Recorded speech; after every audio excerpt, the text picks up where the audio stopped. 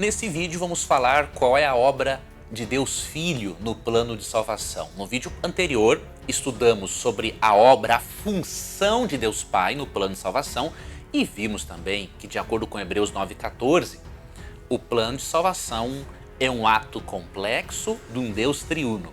E cada pessoa da divindade tem funções específicas no plano de salvação, bem como na criação.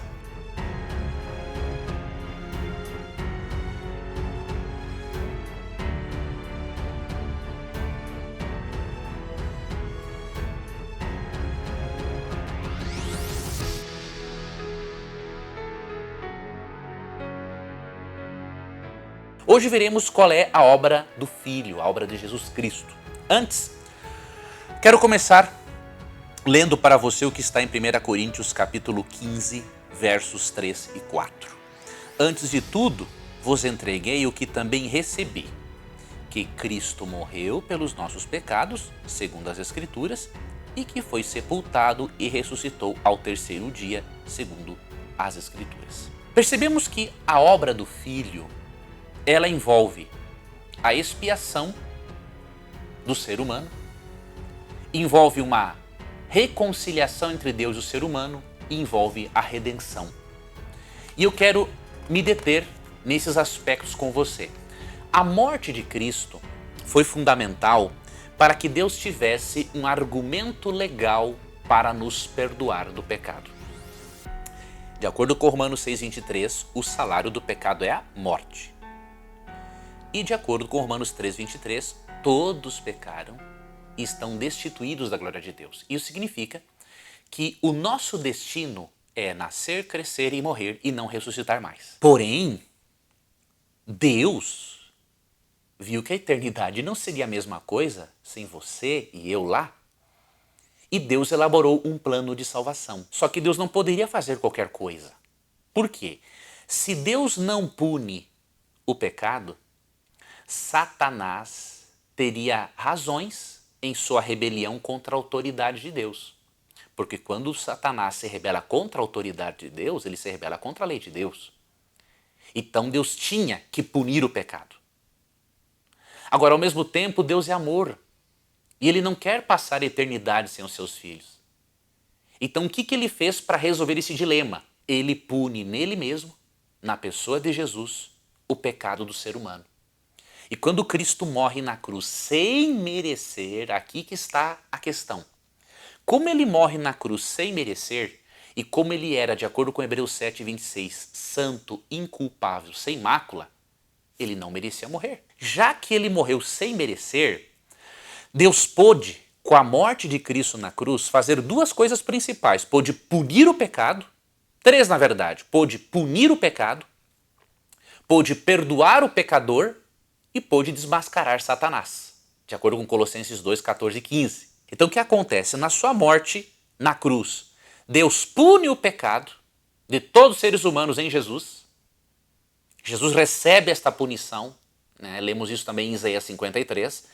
Só que ao mesmo tempo, como Cristo morre sem merecer, agora Deus tem um direito legal de não permitir que o ser humano permaneça morto. Por quê? Porque Deus já puniu o pecado do ser humano em Jesus. E como Jesus morreu sem merecer, agora Deus tem o direito legal de transferir a justiça de Cristo para o pecador. E de acordo com Romanos 5,1, pela fé nós somos declarados justos, pela fé em Jesus Cristo. Então Deus tem um direito legal agora por causa da morte de Cristo na cruz. E não se esqueça, você tem uma oportunidade de ser membro deste canal e fazer parte de um grupo especial de alunos que está recebendo lives mensais, seminários gratuitos, estudos. Pessoas que querem estudar a Bíblia de forma diferente estão se tornando membros, assinantes do canal. Então, faça essa assinatura, né? Você tem muita coisa boa a receber, seminários gratuitos, lives, respostas a dúvidas, eu posso ter uma interação mais pessoal com você. Então toque no botão ou clique no botão Seja Membro e você vai ver as condições e as vantagens de fazer parte do nosso canal como assinante. A morte de Cristo na cruz, ela fez algumas coisas para que isso para que tornasse possível Deus nos justificar e nos declarar justos. Primeiramente, a morte de Cristo satisfez a ira de Deus contra o pecado. Romanos 5, verso 9 diz assim: logo, muito mais agora, sendo justificados pelo seu sangue, seremos por ele salvos da ira. A ira de Deus sobre o pecado exige a destruição do pecado.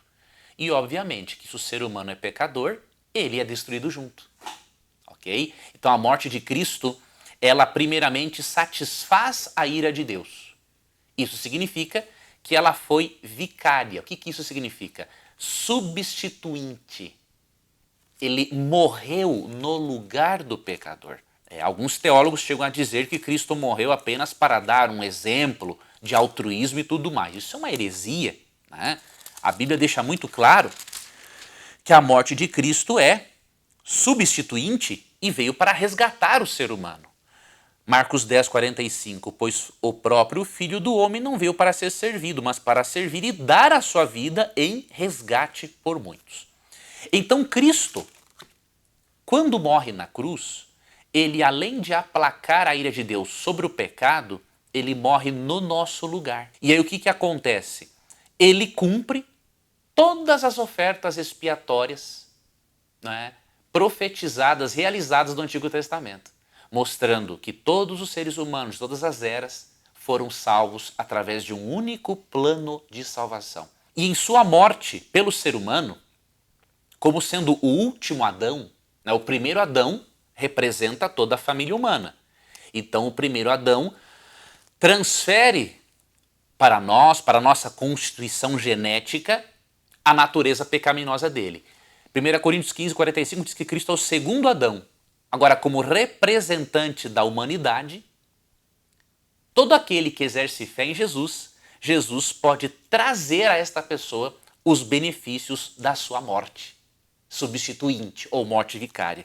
Romanos 5,12 diz assim, ó: portanto, assim como por um só homem entrou o pecado no mundo, ou seja, por meio de Adão, e pelo pecado a morte, assim também a morte passou a todos os homens, porque todos pecaram. E aí, versículo 15. Todavia não é assim o dom gratuito como a ofensa. Porque se pela ofensa de um só Adão morreram muitos, muito mais a graça de Deus e o dom pela graça de um só homem, Jesus Cristo, foram abundantes sobre muitos. Então você percebe, Cristo tem esta parte de expiar os nossos pecados, permitir que nós sejamos perdoados, reconciliados com Deus, e a ira de Deus sobre o pecado é aplacada, e por isso a morte de Cristo é substituinte ou vicária. Outra função de Cristo é a reconciliação. Quando Cristo morre pelo pecador, ele recebe o castigo que o pecado merece e, portanto, ele reconcilia-nos com Deus. Isso está aqui em Romanos 5, entre outros textos, né? 10 e 11. Ó. Porque se nós, quando inimigos, fomos reconciliados com Deus mediante a morte do seu Filho, muito mais, estando já reconciliados, seremos salvos pela sua vida. E não apenas isso, mas também nos gloriamos em Deus, por nosso Senhor Jesus Cristo, por intermédio de quem recebemos agora a reconciliação. Então você percebe, quando Cristo morre em nosso lugar, né, ele também nos reconcilia com Deus. Nós havíamos nos tornado inimigos de Deus. E reconciliar é tornar inimigos em amigos. E Cristo proporciona isso. Outra coisa que Cristo proporciona para nós é a redenção. O termo redenção, ele é abrangente, né, e denota um processo que acontece no tempo e se estende até a segunda vinda de Cristo, de acordo com este capítulo que nós estamos aqui apresentando para você do livro O Progresso da Redenção. Tá? E a redenção tem 3 aspectos. Ela tem um resgate, tem a libertação e tem a glorificação. O resgate é a obra de Cristo por meio da qual ele redime o pecador, resgata o pecador da escravidão do pecado. Tá? Você pode ler sobre isso em Hebreus 9,14 e Apocalipse 5, verso 9. E também em Marcos 10, 45. Então, Cristo nos resgata da escravidão do pecado, não da presença, da presença do pecado só na glorificação. Mas Cristo nos resgata da escravidão do pecado. Já a libertação, Cristo nos liberta da culpa e do poder do pecado. Tá? Isso está em Romanos 6, 11, 14 e Romanos 8, 21. Então Cristo também nos liberta da culpa e do poder do pecado.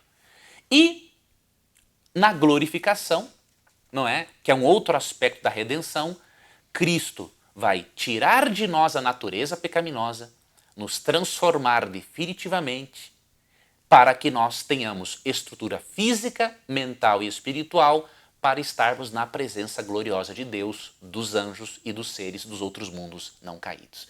Então essas são as funções de Cristo. Expiação, reconciliação, redenção que envolve resgate, libertação e glorificação e por último, obviamente, né, esta glorificação que receberemos por ocasião da segunda vinda de Cristo. No próximo vídeo vamos ver qual é a obra, qual é a função do Espírito Santo no plano de salvação. A terceira pessoa da divindade também tem funções muito importantes e você não deveria perder o próximo vídeo. Aguardo a você.